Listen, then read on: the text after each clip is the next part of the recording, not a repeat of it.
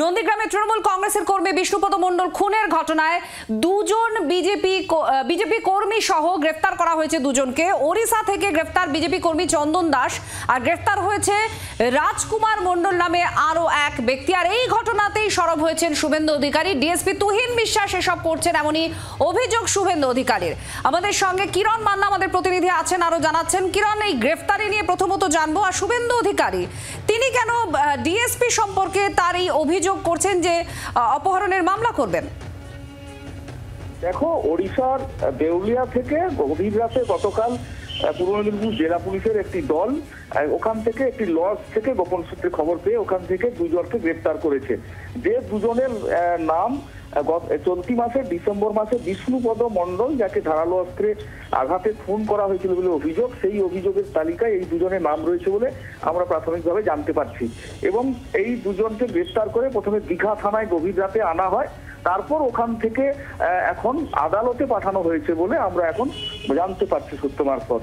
এই দুজনই বিজেপি কর্মী বলে আজকে শুভেন্দু অধিকারী সরব হয়েছেন।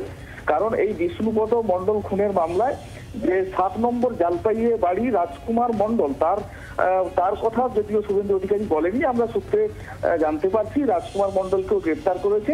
আর চন্দন দাস কালীচরণপুর বাড়ি, এর কথা শুভেন্দু অধিকারী আজকে বলে সরব হয়েছেন।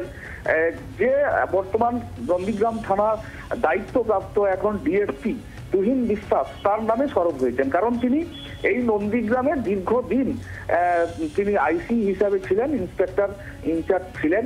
তারপর ওনার পদোন্নতি হয়, তারপর ডিএসপি র্যাঙ্কে উনি এখন রয়েছেন। তমলুকে তিনি ছিলেন পোস্টিং, যদিও নন্দীগ্রাম তিনি দেখাশোনা করতেন। গতকাল আইসি বদলের পর এই ডিএসপি তুহিন বিশ্বাসকে এখানে দায়িত্ব দেওয়া হয়েছে।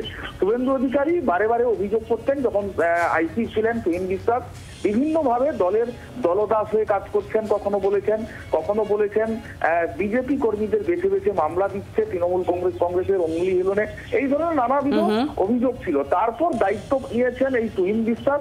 দায়িত্ব পাওয়ার পর দুজন গ্রেফতার, এই নিয়ে শুভেন্দু অধিকারী সরব হয়েছেন। নিখোঁজের মামলা, অপহরণের মামলা ছিল, সেই ওড়িশা পুলিশ জানতো না, এবং সেই অপহরণের মামলা নিয়ে আদালতেরও দ্বারস্থ হবেন শুভেন্দু অধিকারী, একথা আজকে নন্দীগ্রামে একটি কর্মসূচিতে এসে জানিয়েছেন। ধন্যবাদ। কিরণ মান্না আমাদের প্রতিনিধির সঙ্গে ছিলেন।